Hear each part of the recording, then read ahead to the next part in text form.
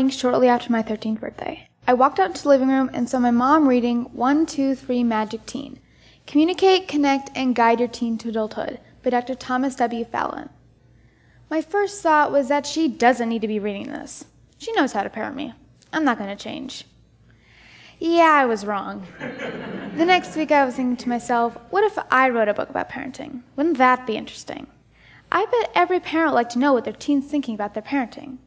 So when this opportunity popped up, I thought this would be a perfect topic to talk about. We'll start with technology, because technology is an area where teens and parents usually don't get along. Mostly because of the difference between technology from today and when my parents were teens. In my opinion, I think a child should get a phone based off on the environment. So what I mean by that, if your child lives in Iowa, kids usually don't need a phone at a younger age. But for kids who live in New York City, they have to walk to school and get food in the city, so it's more important to have a phone at a younger age for safety purposes. There's age, but there's also time to consider. For me, I think the time limit should be anything that the parents can handle. What I mean by that, if you are spending 12 hours on your phone and tell your kid you only have 1 hour screen time, there's a problem. Don't set time limits for a kid if you can't follow them too. I mean, come on parents, have a little fairness. A time limit should be anything that you can handle. In order to understand your teen, you need to understand what your teen thinks of you. Some teens describe their parents as certain stereotypes. These stereotypes fall into 2 categories, the boss and the loosey-goosey. The boss is a strict parent that you might hear saying, what I say goes, and when you make the money, then you can make the rules. The loosey-goosey lets anything slide. For example, a teen could stay up all night, but the loosey-goosey wouldn't have a problem with that. Also, a loosey-goosey could also be okay with one thing and be strict on another. For example, a teen could have a very strict bedtime, but have as much screen time as they like. The parent that I like to see is not the boss, nor the loosey-goosey, but in the middle. I call this parent the listener. The listener gives directions, but let their teen have options. The boss and the loosey-goosey aren't bad parents, but the listener takes the good out of these 2 and then leaves the bad. Imagine your teen wants to quit the basketball team and get a job at McDonald's. The listener would ask questions before the teen would make a decision. The listener would also give directions on places to work if they didn't want them to work that place. But how can you listen to your teen if he or she is so mad? Or how can your teen listen to you if you're so mad? Let's talk about emotions. So, emotions. We all have them. But teen emotions are very special.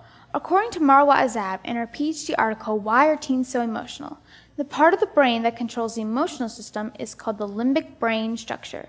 The limbic system is slower to develop than our logical system. It takes some time for a teen to connect her emotional system and her logical system. Basically, when I'm feeling sad or mad, the emotions feel very intense. When I'm feeling sad or mad, it feels like a wave has just crashed into me. I'm not thinking why I'm sad or mad, it's just there. One day after tennis practice, I was thinking to myself, I don't really want to join the team. It was a lot of work and it was every day, so I asked my mom about it in the car. She said that we're committed to the team. And all of a sudden, I started crying. I couldn't stop. That wave of emotions just hit me and I cried all the way home. And my mom was so calm about it. That made me even more mad. I was expecting my mom to get really mad at me, but when she didn't, that got me really mad. When I got home and calmed down, I was thinking about what just happened. I just had my first mood swing, and I didn't even know it. So what I learned about parenting from my first mood swing is that when your teen's experiencing a wave of emotions, the key for parenting is to stay calm. If you stay calm, your teen's wave of emotions will pass, and they'll realize that they were being silly. But if you fight back, your teen actually has a reason to be mad. They won't think about how they just had a mood swing, they'll think about how you just yelled at them. So parents, if your teen's experiencing a mood swing, stay calm and realize it's not you, it's emotions. As a beginner teen, I'm starting to learn about emotions, understanding technology, and seeing different types of parents. I also understand since I'm the oldest, my parents are figuring this out too. And by the way, I love my parents, and this is not about how bad they are at parenting. This comes from a variety of places and my realization on, wow, it's really hard to parent a teen. We all experience like what it's to be a teen, but with a little bit of listening, we'll all get to the finish line. Thank you.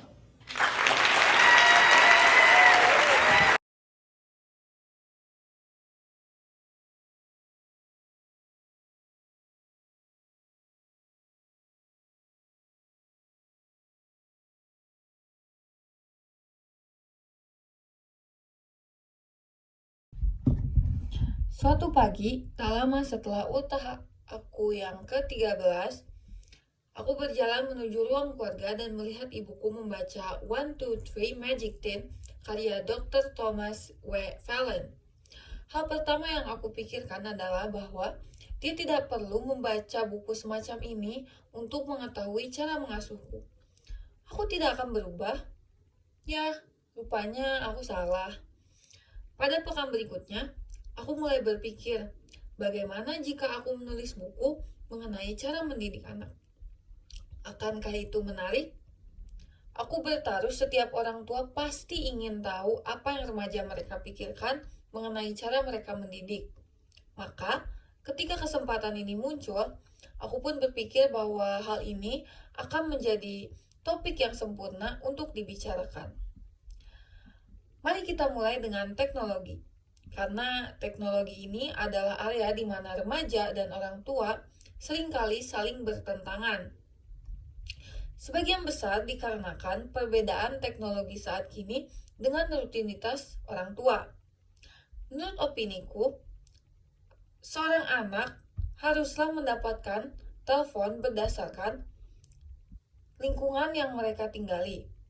Contohnya, jika anak-anak yang tinggal di Iowa biasanya tidak terlalu memerlukan telepon. Tetapi, bagi anak-anak yang tinggal di kota New York, tentu saja mereka memerlukan telepon. Mengapa? Untuk kepentingan keamanan mereka. Namun, ada juga hal waktu yang perlu diperhatikan. Contohnya, jika para orang tua menghabiskan waktu 12 jam dalam bermain telepon, lalu menyuruh anak-anak mereka bahwa mereka hanya boleh bermain telepon selama 1 jam, hal itu merupakan suatu masalah dan sangat tidak adil. Jangan mengatur jam bermain telepon jika kita tidak bisa menekuninya juga. Maksudku, ayolah, untuk dapat mengerti apa yang remaja kalian pikirkan terhadap kalian, beberapa remaja mendeskripsikan orang tua mereka dalam beberapa stereotip yang dibagi menjadi yaitu sang bos dan sang lusi-gusi. Orang tua bos adalah orang tua yang ketat, yang biasanya sering diibaratkan dengan istilah, ketika kau yang mencari uang, maka kaulah yang boleh membuat aturan. Nah, sedangkan orang tua lusi-gusi ini kebalikan dari orang tua bos. Mereka membiarkan semuanya saja. Contohnya, seorang remaja dapat begadang dan orang tua ini tidak akan marah. Orang tua lusi-gusi juga dapat aturan yang terkadang ketat dan juga tidak. Nah, orang tua yang ingin saya lihat yaitu bukan orang tua bos atau lusi-gusi, tetapi di antara mereka, yaitu orang tua pendengar. Sang pendengar biasanya memberi arahan, namun tetap membiarkan remajanya kebebasan untuk memilih. Orang tua bos dan lusi-gusi bukanlah orang tua yang buruk, namun sang pendengar mengambil yang baik dari kedua tipe tersebut dan membuang hal buruknya. Bayangkan remaja kalian ingin berhenti bermain basket dan memilih untuk bekerja di McDonald's. Sang pendengar akan menginterogasi anak-anaknya sebelum membiarkan mereka mengambil keputusan. Sang pendengar juga akan memberikan arahan mengenai tempat bekerja jika mereka tidak ingin sang remaja bekerja di situ. Namun, bagaimana kamu mendengar remaja ketika mereka sedang marah? Atau bagaimana kalian membuat remaja mendengarkan kalian ketika kalian sedang marah? Nah, mari kita berbicara tentang emosi.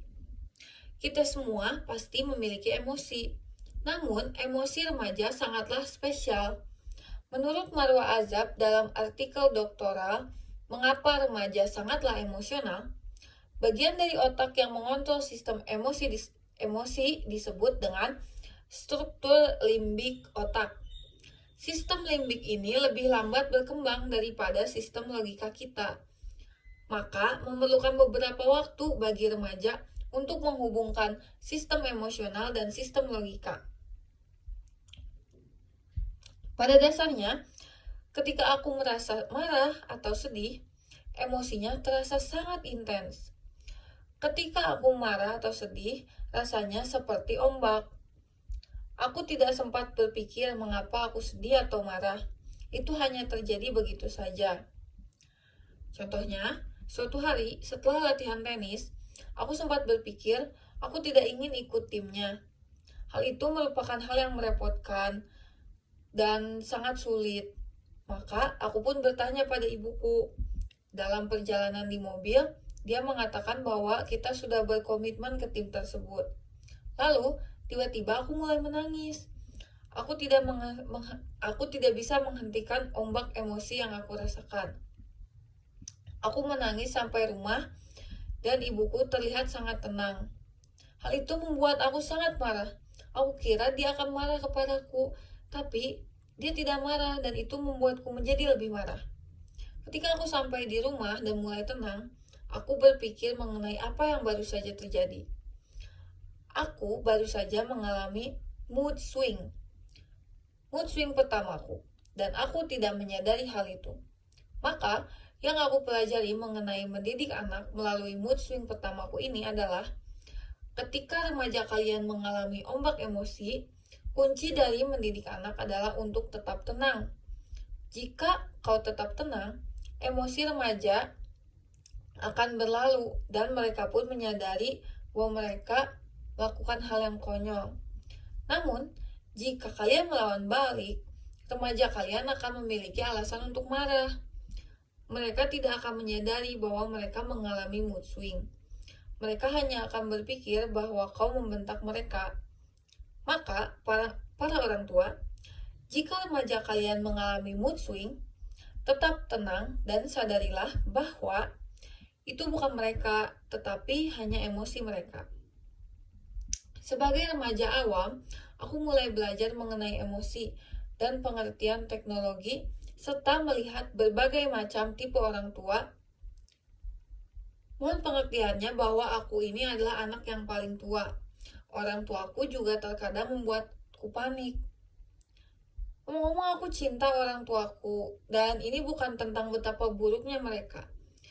Ini hanya berasal dari beragam tempat dan kesadaranku bahwa, wow, rutinitas orang tua sangatlah sulit. Kita semua pasti pernah merasakan rasanya jadi remaja. Dengan sedikit mendengar, kita semua akan sampai pada tujuan akhir. Terima kasih.